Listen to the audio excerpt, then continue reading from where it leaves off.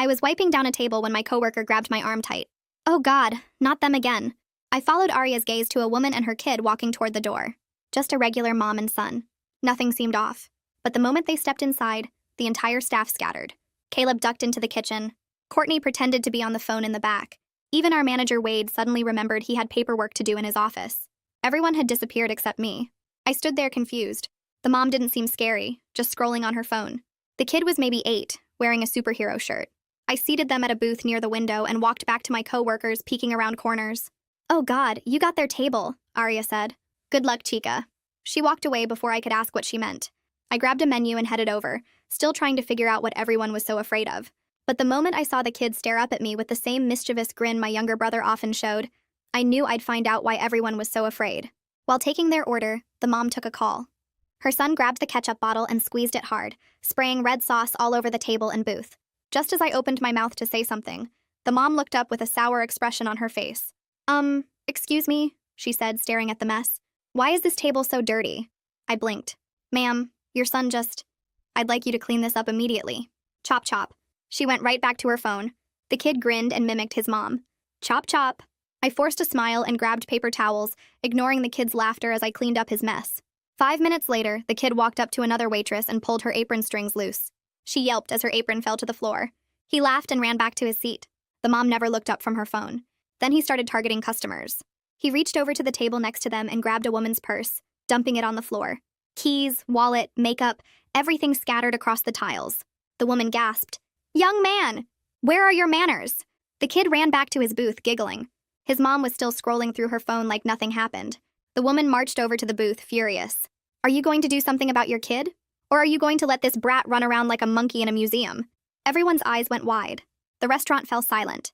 People were exchanging looks, shaking their heads. Someone muttered under her breath, "Get him, girl." The mom glanced up for half a second and said, "He's just playing." Then back to the phone, completely uninterested.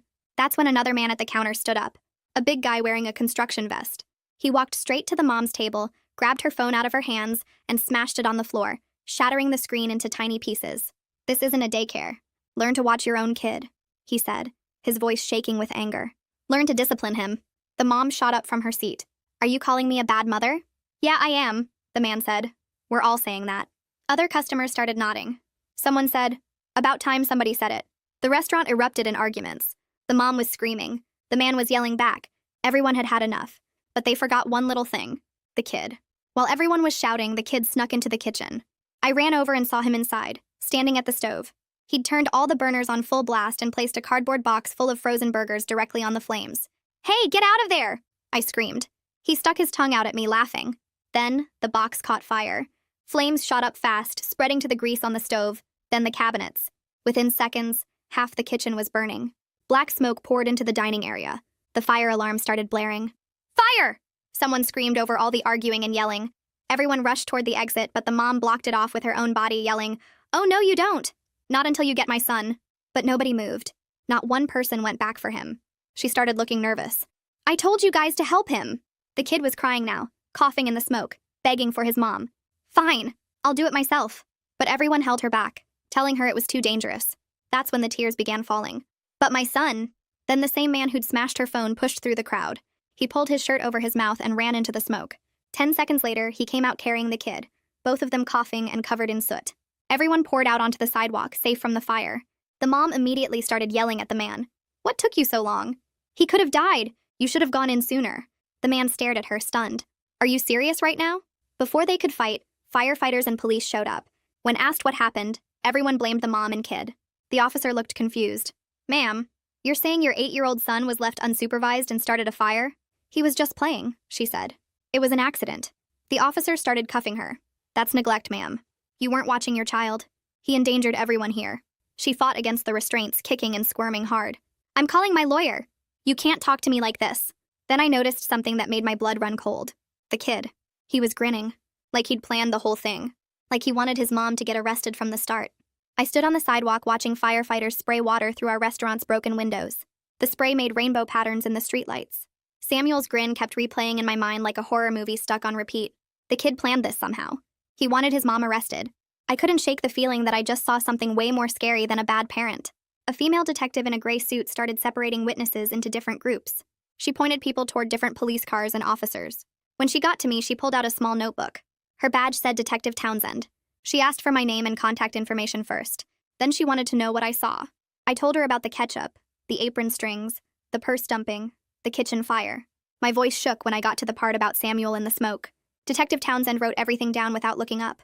I hesitated before mentioning the grin. It sounded crazy even in my head, but I made myself say it anyway. I told her Samuel smiled after his mom got arrested, like he wanted it to happen. She wrote it down without any reaction on her face, but I saw her jaw get tight for just a second, like this detail confirmed something she was already thinking about. She asked me to walk through every single interaction from the moment they entered. I closed my eyes trying to remember. The way Samuel tested what he could get away with using the ketchup first.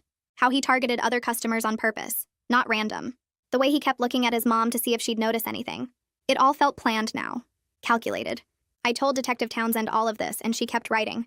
Her pen moved fast across the page. She asked if Samuel seemed surprised when the fire started. I thought about it hard. No, he didn't look surprised at all. He looked excited. Across the parking lot, I heard Isaac Harper giving his statement to another officer. He was still covered in black soot from the smoke. His voice cracked when he described finding Samuel in the kitchen. He said he'd do it all again despite smashing that phone. The officer asked him why he broke the woman's phone, and Isaac's hands shook. He explained about the mom blocking the exit, about everyone being trapped, about the kid crying in the smoke. I realized this stranger risked his life while the rest of us just watched everything happen. We stood there safe while he ran into burning smoke for a kid he didn't even know. Detective Townsend closed her notebook and looked at me directly. She said I'd need to testify if this goes to trial. The words hit me like a truck. My statement could decide whether Samuel goes back to his mother or enters the system. I had no idea which choice was actually better for him. What if I said the wrong thing and he got hurt worse? What if my words put him somewhere even more dangerous? The weight of it pressed down on my chest, making it hard to breathe. Detective Townsend gave me her card and told me to call if I remembered anything else. Then she moved on to interview Caleb. I stood there holding her card and shaking hands. The restaurant was still smoking. Water poured out the front door, mixing with ash on the sidewalk. Arya found me around 2 a.m. when the police finally let us leave. My hands shook too hard to get my keys out of my pocket. She took them from me and said she'd drive. We got in her beat-up car that smelled like French fries and old coffee. She started driving toward my apartment without asking for directions. On the way, she admitted she'd been dealing with this family for 6 months. Every 2 weeks, they'd come in like clockwork. Samuel would cause problems, and the mom would ignore everything while scrolling her phone. Arya said it never got dangerous before tonight. Just annoying stuff. Broken crayons, spilled drinks, other customers complaining. But tonight was different. Tonight, he could have killed people. I asked why nobody reported them before, and Arya went quiet. She gripped the steering wheel tighter. Finally, she said we all just wanted them to be someone else's problem. Wade told us to deal with it and not make waves. Corporate wants good reviews, not complaints about kicking out customers. So we just avoided their table and hoped they'd go away. Arya's voice cracked when she said this. She dropped me off at my apartment, but I couldn't sleep. I kept seeing Samuel's face in my mind. That grin. I grabbed my laptop and started searching. Child psychology, parental neglect, why kids act out. I found articles about children who do bad things to escape homes where nobody pays attention to them. Some kids break rules hoping someone will finally notice and help. But the articles about kids who manipulate situations made me feel sick. Because Samuel's grin suggested something darker than just wanting help. It looked like he enjoyed watching his mom get arrested. Like he'd been planning it. My phone buzzed at 8 a.m. with a text from Wade. Emergency staff meeting at the coffee shop down the street. Our restaurant was a crime scene, so we couldn't meet there. I dragged myself out of bed and drove over. Wade looked terrible. Like he'd aged 10 years in one night. His eyes had dark circles under them and his hands wouldn't stop shaking. I realized he was scared of losing his job. He hid in his office instead of handling the situation, and now corporate probably wanted answers. Everyone else looked rough too. Caleb made dark jokes about fire safety and checking smoke detectors. Courtney cried into her latte and wouldn't make eye contact with anyone. Arya went outside to smoke and I could see her through the window, lighting one cigarette after another. We were all dancing around the real question. Should we have done something sooner? Would it have even mattered if we had? Wade cleared his throat and the room went quiet.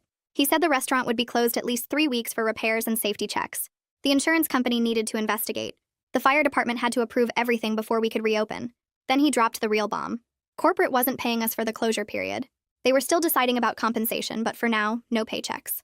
I watched my coworkers' faces fall as they did the math in their heads. 3 weeks without pay. Rent due in 2 weeks. Car payments, phone bills, groceries, student loans. Caleb put his head in his hands. Courtney started crying harder.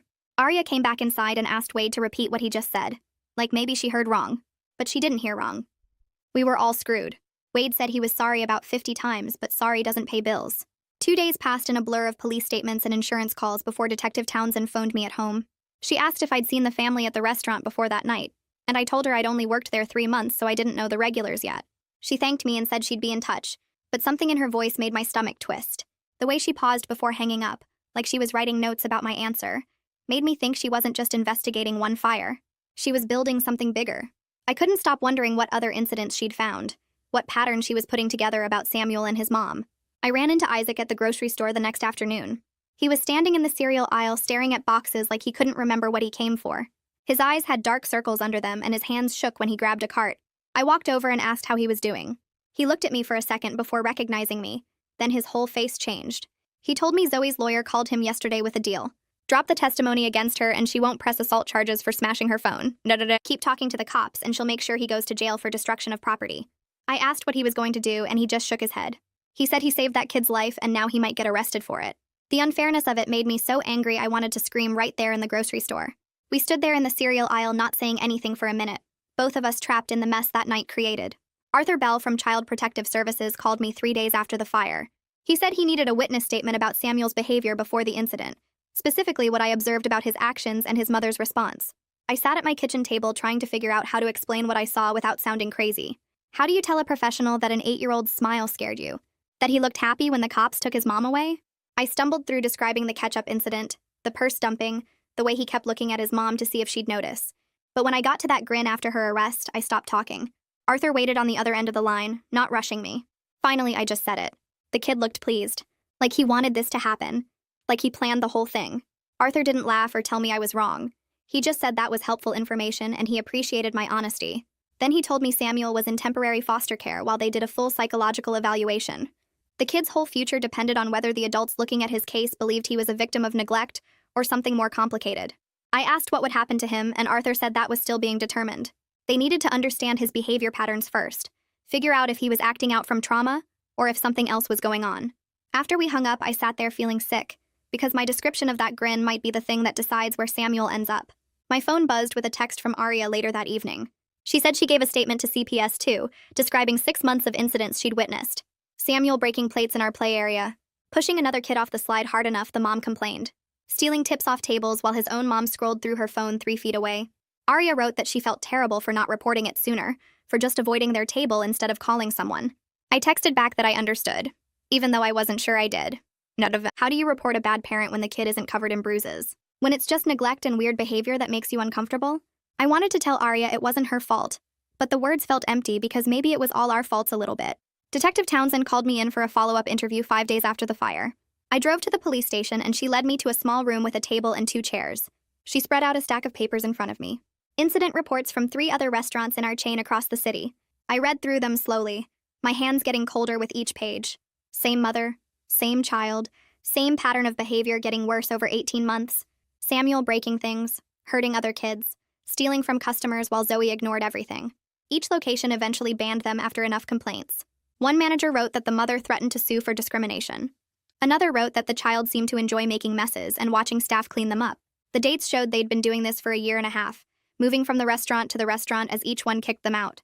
I stared at the reports feeling sick to my stomach. Our restaurant was the only one that let it go too far.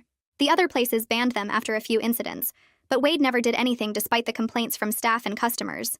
I remembered Aria telling me about 6 months of problems with this family. 6 months of Wade hiding in his office while Samuel got worse and worse. The detective asked why we didn't ban them, and I told her the truth. Corporate pushes this customer is always right policy. Wade was scared of bad reviews and complaints to the main office, so he let it continue until a kid almost died and our kitchen burned.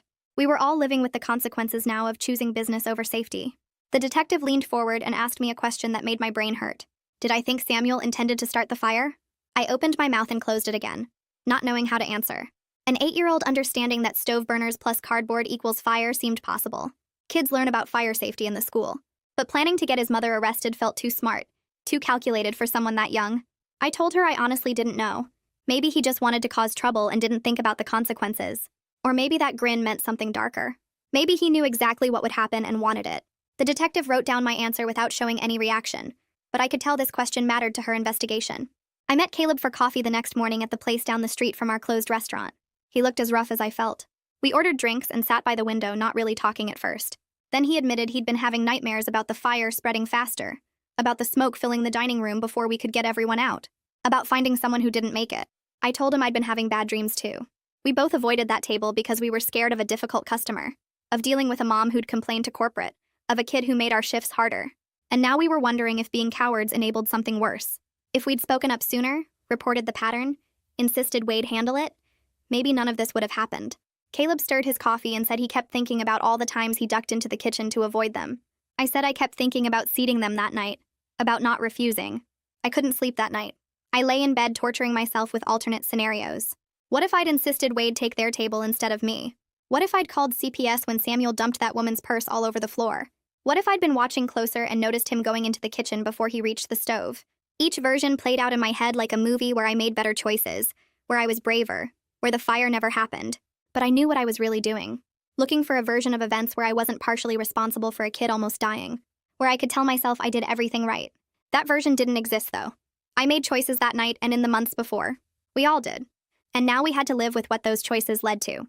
2 days later, Wade called an emergency staff meeting at the coffee shop down the street since our restaurant was still a crime scene. Everyone showed up looking rough. Caleb had dark circles under his eyes. Arya kept checking her phone nervously. Wade stood at the head of the table and cleared his throat. He told us corporate was sending an investigator to review the incident and our response protocols. The room went silent. Someone muttered about getting fired. Wade kept talking about cooperating fully with the investigation and representing the company professionally. After the meeting ended, he pulled me aside near the bathroom hallway. He asked if I could do him a favor when the investigator came. He wanted me to not mention that he hid in his office during the incident. He said it would look bad for his career and he had a family to support. I stared at him. This man was more worried about his job than about a kid almost dying. More worried about his reputation than about 18 months of complaints he ignored.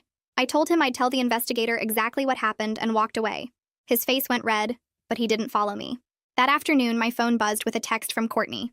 She said she couldn't come back to work at a place where a child almost died because we were all too scared to deal with a difficult customer.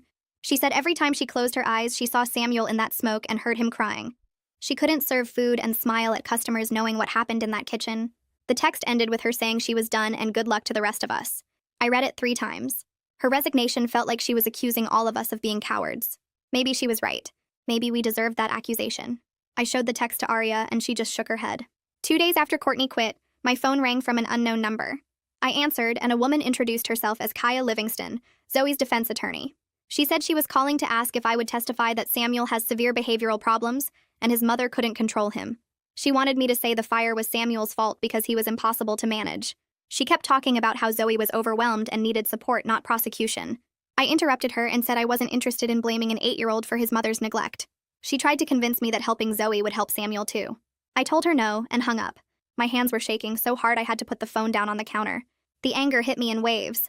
This lawyer wanted me to destroy a kid to save his neglectful mother. Arthur Bell called me 3 days later with more questions. He said the psychological evaluation revealed some disturbing things about Samuel's understanding of consequences. He asked if Samuel seemed aware that fire was dangerous when I saw him at the stove. He asked if Samuel looked surprised when the flames appeared, or if he looked satisfied. I closed my eyes and remembered that calculating grin after his mother got arrested. I told Arthur that Samuel definitely knew what stove burners do. He knew cardboard would burn.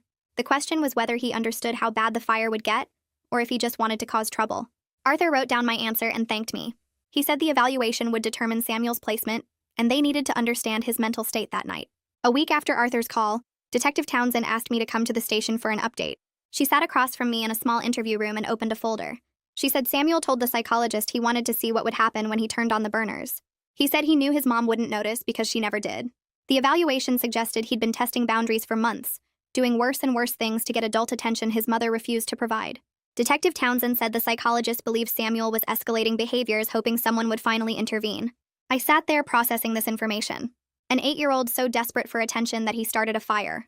So neglected that causing chaos felt like his only option. The detective closed the folder and said the evaluation would be used in court to determine custody. I couldn't stop replaying the incident after that conversation. I lay awake at night questioning every choice I made. I called a therapist the next morning and got an appointment for that afternoon. The therapist listened to my whole story without interrupting. Then she asked if I was angry at Samuel or his mother. I opened my mouth to say his mother but stopped. I realized I was mad at both of them. Mad at Samuel for starting the fire. Mad at Zoe for ignoring her son for 18 months. Mad at myself for not reporting the pattern sooner. Mad at a system that let this family spiral without intervention.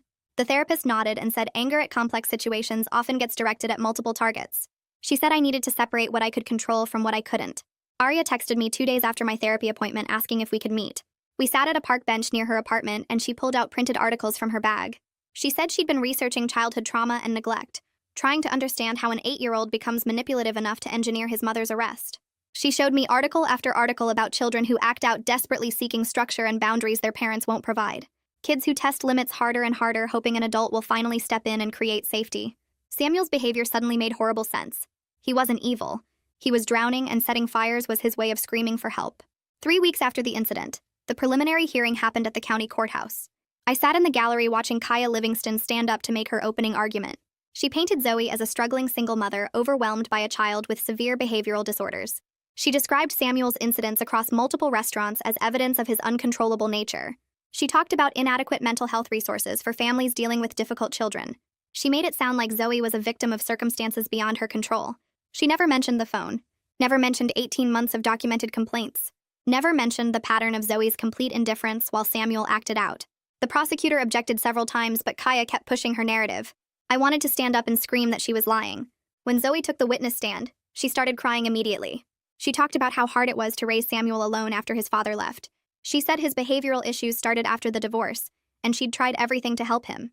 She described feeling overwhelmed and scared of her own son. She made herself sound like a frightened parent doing her best in impossible circumstances. She never once mentioned scrolling through her phone while Samuel dumped purses and pulled apron strings. Never mentioned ignoring every complaint from the restaurant staff. Never mentioned the 18 months of incidents that she dismissed as him just playing. The judge listened without expression while Zoe sobbed through her testimony. Then Isaac took the stand to testify about the rescue. He described seeing the smoke and hearing Samuel crying. He talked about pulling his shirt over his mouth and running into the kitchen. He said Samuel was small and terrified in his arms when he carried him out. Kaya stood up for cross-examination and her whole tone changed. She asked Isaac why he smashed Zoe's phone. She suggested he had anger management issues and a violent temper. She asked if he often destroyed other people's property when upset. Isaac tried to explain that he smashed the phone because Zoe needed to pay attention to the emergency. Kaya cut him off and asked if he thought violence was an appropriate response to frustration. She twisted his heroic action into evidence of dangerous temperament. I watched Isaac struggle to defend himself while this lawyer made him sound unstable. The injustice of it made my chest tight. This man saved a child's life and now he was attacked for it. I wanted to scream at Kaya that she was wrong, that Isaac was a hero and Zoe was the one who endangered everyone. But I sat there silent in the gallery while the hearing continued. The judge cleared his throat and everyone in the courtroom went quiet. He looked at the papers in front of him and then at Zoe. He said the court needed to do a full investigation before making any decisions about custody. Samuel would stay in foster care for at least another month while they looked into everything. Maybe longer. I watched Zoe's face when he said this. For just a second, before she remembered people were watching, she looked relieved. Not upset or scared. Relieved. Like she was actually glad someone else would be dealing with Samuel for a while. Then she caught herself and started crying again. But I'd seen it. That flash of relief before the tears. It made my stomach hurt. 3 weeks later, Wade called a staff meeting at the restaurant. We gathered in the dining room surrounded by the smell of fresh paint and new kitchen equipment. Everything looked clean and fixed, like the fire never happened. Wade stood by the host stand, avoiding eye contact with everyone. He said corporate decided they wouldn't pay us for the 3 weeks we were closed. Something about it being an incident caused by customer behavior, not a workplace accident. I watched Arya's face go pale. Caleb stared at the floor. Everyone started doing math in their heads, calculating how far behind they were on rent and bills. Wade kept talking about being grateful we still had jobs, but nobody was listening anymore. We were all thinking about overdue payments and empty bank accounts. The first shift back felt completely wrong. I kept glancing at the kitchen, remembering the flames and smoke. Every time I walked past the stove, my chest got tight. Arya was jumpy too, spinning around fast whenever someone came near her. When a family with a toddler sat down and the kids started throwing crackers on the floor, Arya walked over with her jaw clenched. She told the mom pretty sharply that she needed to control her child. The woman's eyes went wide. She started complaining loudly about our terrible service and how she'd never been spoken to like that before. Wade rushed over and apologized, smoothing everything over while shooting Arya a look. After the family left, he pulled Arya aside and told her she needed to take a break in the back. She went without arguing, and I saw her hands shaking as she walked away. Later that shift, I got a table with a family. Mom, Dad, and a boy who looked about 8. Same age as Samuel. I brought them menus and water, but I couldn't stop watching the kid. Looking for signs. Was he testing boundaries? Was his mom paying attention? The boy colored on his kid's menu quietly while his parents talked. Normal stuff. But I kept staring, analyzing every small movement. The mom noticed me watching, and her smile faded. She asked if something was wrong. I snapped out of it and said no. Everything was fine and walked away fast. My face felt hot. I realized this was going to happen with every difficult child now. I'd see Samuel in all of them. Detective Townsend came in during the dinner rush and sat at the counter. I brought her coffee and she thanked me, then said she had an update about the investigation. She told me they'd found out Zoe had been reported to CPS twice before by Samuel's school. Teachers had noticed bruises, watched him acting out, seen his clothes were dirty and too small. Both times, CPS looked into it and closed the cases after quick investigations. Not enough evidence. The system had chances to help Samuel and didn't. Detective Townsend said this quietly, like she was tired. I stood there holding the coffee pot, feeling sick. The system failed him long before we did, but knowing that didn't make me feel better about my own part in it. About avoiding that table because I didn't want to deal with a difficult customer. I called Bonnie Fitzpatrick's office the next day and scheduled an appointment. I needed to understand what I'd seen that night, what Samuel's behavior meant. The appointment was 2 days later in a small office with kids' drawings on the walls. Bonnie was maybe 50, with gray hair and kind eyes. I told her about the fire and Samuel's grin afterward, about how it seemed like he'd planned the whole thing. She listened without interrupting. Then she explained that kids raised with severe neglect sometimes learn manipulative behaviors as survival tools. They test adults over and over, pushing boundaries, trying to find someone who will finally step in and provide structure, someone who will actually parent them. She said it wasn't evil or calculated the way adults manipulate. It was a child's desperate attempt to force intervention when every normal cry for help were ignored. Bonnie leaned forward and said something that made me rethink everything. She said Samuel's grin after his mom got arrested probably wasn't about winning or being pleased with chaos. It was relief. He'd been escalating his behavior for months, maybe longer, trying to make adults notice how bad things were, trying to force someone to finally take action. The arrest meant adults were taking his situation seriously for the first time. That grin was relief that someone was finally doing something. I sat in her office after she explained this, feeling like I needed to process the whole incident from the beginning. Everything I thought I understood was wrong. Samuel wasn't some evil kid who wanted to hurt people. He was a neglected child who'd run out of ways to ask for help. Arthur Bell called me a week later with an update. He said Samuel was doing really well in foster care. The foster parents had clear rules and gave him steady attention. They set boundaries and followed through with consequences. Samuel responded to the structure better than anyone expected. Arthur said the foster parents reported he was calmer and more cooperative than his file suggested. He was doing his homework, helping with chores, playing with their other foster kids without problems. It supported what Bonnie had told me. Samuel wasn't acting out because of behavioral disorders. He was acting out because his mom never gave him structure or attention. He was thriving now that someone finally was. I met Aria for coffee after work and told her everything Bonnie explained. We sat in a corner booth and I watched her face change as I talked. She admitted she felt less angry at Samuel now, more angry at every adult who'd seen the pattern and did nothing. At the teachers who reported to CPS and then watched the cases close. At the other restaurants that just banned them instead of calling authorities. At Wade for hiding in his office. At us for avoiding the table. We were both struggling with the same thing. We'd been part of that group of adults who saw a child in trouble and chose our own comfort over helping him. We'd prioritized not dealing with a difficult customer over a kid's safety. Aria's eyes filled with tears and she said she didn't know how to be okay with that. My phone rang while I was getting ready for bed that night. Isaac. His voice sounded stressed and angry. He said Kaya filed assault charges against him for smashing Zoe's phone. She was trying to pressure him into not testifying at Zoe's trial. He'd gotten paperwork that day. If the charges stuck, he could face jail time. Actual jail time for saving a child's life. For being the only person brave enough to run into a burning building while everyone else stood outside. I sat on my bed listening to him talk, feeling so angry I couldn't think straight. The injustice of it burned in my chest. This man was a hero and now he was punished for it. Zoe's lawyer was twisting his heroic action into a crime, using the legal system to silence him. Isaac asked what he should do and I didn't have an answer. I just told him I was sorry and that it wasn't fair. But fair didn't seem to matter much anymore. I spent the next morning researching victims' rights organizations online, scrolling through website after website until I found one Bonnie had mentioned during our session. I called them and explained Isaac's situation, how he'd saved a child from a fire and now faced assault charges for smashing the mother's phone. The woman on the phone listened quietly, and then connected me with a lawyer named Landon Moore, who specialized in defending Good Samaritans. I gave Isaac his contact information that afternoon and he called Landon right away. Landon explained that the assault charges were just a scare tactic, an intimidation move by Zoe's lawyer to pressure Isaac into staying quiet at her trial. He said the charges probably wouldn't stick given what Isaac had done, but he'd still have to go through the whole legal process, show up for hearings, deal with the stress of it all. Isaac sounded relieved when he called me back, but I could hear the exhaustion in his voice. He was tired of being punished for doing the right thing. Wade called another staff meeting 2 weeks later, and I knew something was wrong the moment I walked into the coffee shop and saw his face. He looked pale and defeated, slumped in his chair like someone had knocked the life out of him. Corporate had demoted him for how he'd handled the incident, for hiding in his office while a child nearly died in our kitchen. A new manager was transferring in from another location, someone with strict protocols about customer behavior and staff safety. Part of me felt good about it, like finally someone was taking responsibility for what happened. But mostly I just felt tired. Everyone kept trying to figure out who to blame instead of actually fixing the problems that let it happen in the first place. Arya squeezed my hand under the table, and I realized she felt the same way. The new manager started the following Monday. Her name was Jana, and she was all business from the first minute. She gathered us in the dining room before opening and laid out new rules. Any customer causing problems got one warning, then we'd ask them to leave. Any child left unsupervised, we'd notify the parent immediately and document it. If the behavior continued, we'd call authorities.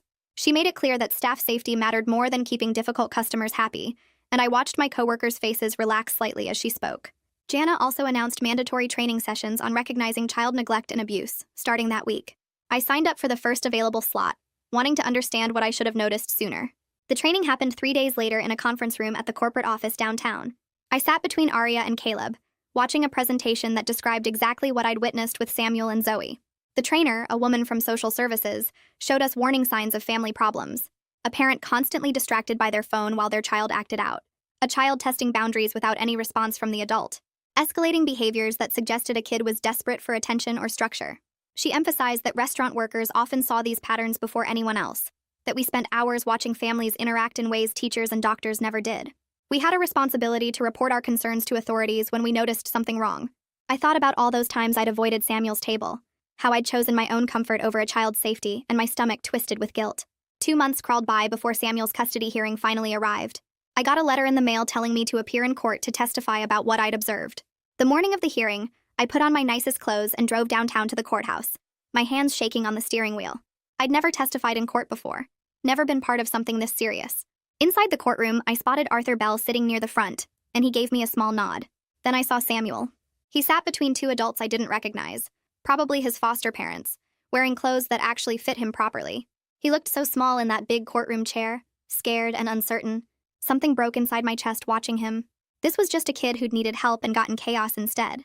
A kid who'd been so desperate for someone to notice his situation that he'd set a fire to force intervention. When they called me to the witness stand, I walked up on shaky legs and took my seat. The prosecutor asked me to describe what I'd seen the night of the fire, and I told the truth. I described Samuel's behavior honestly, including that disturbing grin after his mother got arrested. But I also testified about the 18 months of documented incidents Arya had told me about, the pattern showing Zoe's complete lack of supervision across multiple restaurants. I explained how Samuel had tested boundaries constantly, how his mom had never looked up from her phone, how he'd escalated his behavior like he was trying to get someone, anyone, to pay attention. Kaya stood up for cross-examination and immediately tried to twist my words. She asked if I thought Samuel was dangerous, if his behavior suggested mental problems, if I believed he'd intended to hurt people with the fire. I could see what she was doing, trying to paint Samuel as the problem instead of focusing on Zoe's neglect. But the prosecutor objected and redirected the questions back to Zoe's failure to supervise her son across multiple establishments over many months. After I finished testifying, they dismissed me from the courtroom. I waited in the hallway outside, too nervous to leave. Arthur found me an hour later and told me what happened in the judge's chambers. Samuel had testified privately, and he'd admitted knowing the stove would cause problems when he turned it on. He'd told the judge he was tired of his mom ignoring him, tired of nobody noticing how bad things were at home, tired of feeling invisible. He'd wanted someone to finally do something, to make the situation change somehow. Arthur's voice got quiet when he described the judge's reaction. Her face had shifted from stern to heartbroken as Samuel spoke, because an 8-year-old shouldn't have to set a fire to get adults to pay attention to his suffering. She'd called a recess right after his testimony and came back looking like she'd been crying in her chambers. They called me back for more cross-examination after lunch. Kaya asked again if I thought Samuel was dangerous, if I'd feel safe serving him in the restaurant again. I looked at this lawyer trying to demonize a neglected child to excuse his mother's failures, and something inside me snapped. I told her honestly that yes, Samuel had scared me that night. His grin had made my blood run cold, but his mother's complete indifference had scared me so much more. A child acting out for attention was fixable with proper care and structure. A parent who couldn't look up from their phone while their kid set fires was the real danger. The prosecutor asked me one final question. Did I regret not intervening sooner? My throat got tight and my voice cracked when I answered. Yes. I regretted it every single day. We all did. The entire staff wished we'd reported the pattern instead of just avoiding their table, instead of prioritizing our own comfort over a child's safety. We'd failed Samuel by choosing not to deal with a difficult customer, and I'd carry that guilt for the rest of my life.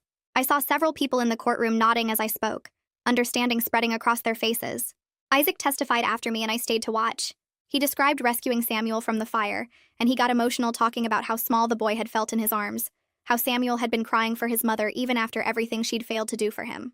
Kaya tried her cross-examination about the phone smashing, suggesting Isaac was violent and unstable. But it fell completely flat when Isaac explained calmly that he'd acted to stop a woman from blocking the emergency exit while her son was trapped in a burning building. He'd smashed her phone because she wouldn't move, wouldn't let people escape, wouldn't go help her own child. The judge's expression made it clear she understood exactly what kind of mother Zoe was. The jury went to deliberate and we all got sent to the courthouse hallway to wait. I sat on a hard wooden bench with Arya on my left, Caleb on my right, and Isaac standing against the wall across from us. Nobody talked much. What was there to say? We'd spent 2 months replaying that night in our heads, questioning every choice we made, wondering if we could have stopped it before Samuel felt desperate enough to light a fire. The guilt sat heavy in my chest, mixing with anger at Zoe for being so checked out, confusion about Samuel's grin, and this overwhelming sense that we'd all failed a kid who needed help. Arya checked her phone every few minutes even though we knew the jury would take hours. Caleb kept bouncing his knee up and down, staring at the floor. Isaac looked exhausted, dark circles under his eyes from months of legal stress. We were just 4 people who'd witnessed something terrible and now had to live with it forever. 6 hours felt like 6 years. People walked past us in the hallway, lawyers and families and court staff, all of them going about their normal days while we sat there frozen in time. Around hour 4, Arya went to get coffee and came back with cups for everyone. We drank it without tasting it. Finally, a court officer came out and told us the jury had reached a verdict. My stomach dropped. We filed back into the courtroom and I couldn't look at Zoe sitting at the defense table with Kaya. The jury foreman stood up and read the verdict. Guilty on child neglect. Guilty on reckless endangerment. Zoe's face went pale and she grabbed Kaya's arm, but her lawyer just shook her head. The judge sentenced her to 2 years supervised probation with mandatory parenting classes. She'd only get supervised visitation with Samuel, and he was placed with his current foster family long-term, with possibility of reunification after Zoe completed all her requirements. It felt like the least bad option in a situation where there were no good outcomes. Samuel needed stability and structure, things Zoe had never provided, but splitting up a family still felt heavy and sad. Zoe started crying and saying it wasn't fair, that Samuel was her son, but the judge's expression stayed firm. Outside the courthouse, Isaac looked relieved but also drained. He told me his lawyer thought the assault charges would get dropped now that Zoe was convicted, but he still had to wait for the prosecutor to make that decision. I hugged him and told him it would work out, even though I wasn't sure of anything anymore. The following week, Isaac called me while I was at home folding laundry. I almost didn't answer because I was tired and didn't want to talk about the trial anymore, but something made me pick up and I heard him crying on the other end. The prosecutor had declined to pursue the assault charges, citing his heroic actions and Zoe's obvious intimidation tactics. He kept saying thank you over and over, his voice cracking with relief. I realized he'd been carrying so much stress for months while the rest of us focused on Zoe and Samuel's situation. He'd saved a kid's life and then got threatened with jail time for it. The injustice of that made me angry all over again. We talked for 20 minutes and he told me he'd been having nightmares about going to prison, about losing his job, about his whole life falling apart because he did the right thing. I listened and let him get it all out, this man I barely knew who'd become part of my life through shared trauma. A few days later, Arthur Bell called with an update about Samuel. He was continuing to improve in foster care and had started therapy to process the neglect and his own role in the fire. The foster parents were committed to keeping him long-term, treating him like their own kid instead of a temporary placement. He was doing better in the school with consistent support and structure at home. Arthur's voice sounded hopeful when he described Samuel's progress, and I felt some of the weight lift off my chest. Maybe this outcome, messy and complicated as it was, would actually help him. But I was still struggling with my own stuff. The nightmares hadn't stopped. Every time I saw a kid at work, I watched them too closely, looking for signs of neglect or behavioral problems. I jumped at loud noises. I couldn't relax around families with young children, so I made another appointment with Bonnie. Sitting in her office felt both familiar and embarrassing. I'd hoped I'd be over it by now, that the verdict would bring closure. But trauma doesn't work that way. Bonnie listened while I described the nightmares, the hypervigilance, the way I couldn't stop replaying that night and changing details in my head. She explained that witnessing trauma affects everyone differently, that my guilt about not intervening sooner was a normal response that would take time to process. She gave me techniques for managing the anxiety, ways to ground myself when I started spiraling. It helped to hear that I wasn't broken or weak, just human. The restaurant finally reopened after being closed for repairs and safety inspections. Corporate had installed new safety protocols and required all staff to complete training on recognizing concerning customer behavior. We had a system now for reporting problems to management, and Wade's replacement actually followed through on addressing issues instead of hiding in his office. The new manager was strict but fair, and I appreciated having clear guidelines instead of the old policy of avoiding conflict at all costs. Slowly, the atmosphere started feeling normal again. Customers came back, the kitchen ran smoothly, and we fell into familiar rhythms. But we were all different now, more aware, more willing to speak up. Arya and I became closer friends through processing this shared experience. We started meeting for coffee on our days off, talking about the trial and our feelings about it. One day she told me she'd decided to go back to the school for social work. She wanted to help families before they reached crisis point, to intervene earlier than we had with Zoe and Samuel. Watching her find purpose in the trauma inspired me. I started thinking about how I could contribute to preventing similar situations, maybe volunteering or taking classes. I didn't have answers yet, but at least I was thinking forward instead of just backward. 3 months after the incident, I was working a dinner shift when a family came in with a distracted parent and an acting out child. The mom was on her phone while her son, maybe 7 years old, threw crayons at other tables and climbed on the booth seats. Old me would have avoided them, let someone else deal with it, hoped they'd leave soon. But I walked over to my manager and quietly told him what I was seeing. I suggested he check in with the family, maybe offer some assistance. He did exactly that, approaching their table with a friendly smile and gently mentioning that the child seemed to need some attention. The mom looked up, actually looked at her kid for the first time since they'd sat down and put her phone in her purse. She started engaging with him, asking about his day, helping him color. The change was immediate. The kid calmed down, stopped acting out, smiled at his mom. It was such a small intervention, but it worked. I felt proud of myself for speaking up instead of staying silent. Isaac stopped by the restaurant a few weeks later to thank everyone for supporting him through the legal process. We ended up having a long conversation about bystander responsibility and when to intervene. He told me he'd started volunteering with a fire safety education program, going to schools and community centers to teach kids about fire dangers. He was turning his traumatic experience into something that helped others, and I admired that. We talked about how hard it is to know when to step in, how we're all scared of overreacting or making things worse. But we agreed that doing something is usually better than doing nothing, even if it feels uncomfortable. I realized I was sleeping better now, not replaying the incident constantly in my mind. The nightmares came less often. I still thought about Samuel and wondered how he was doing, but it didn't consume me anymore. Arthur sent me occasional updates through email, short messages saying Samuel was thriving with structure and therapy. He'd made friends at his new school.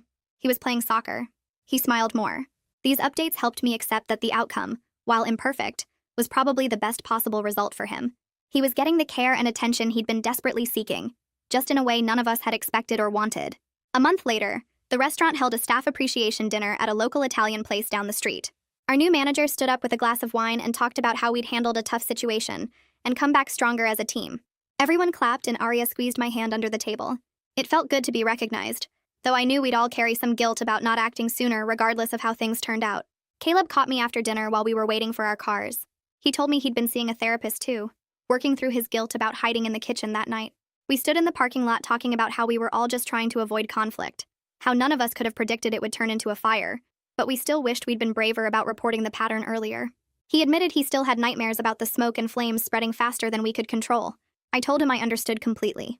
6 months after the fire, I ran into Zoe at a grocery store. I was reaching for cereal when I saw her one aisle over, phone pressed to her ear as usual. She looked right through me like she didn't recognize the waitress who testified against her in court. Her shopping cart sat sideways, blocking the entire aisle while she scrolled through her phone with her free hand. A woman with a baby tried to get past and had to say "excuse me" 3 times before Zoe finally moved. I watched her walk away, still glued to her screen, and I realized some people never learn, never change, never take responsibility for the damage they cause. I grabbed my cereal and left before she could notice me. 2 weeks later, I was working a dinner shift when a family came in with a boy around Samuel's age.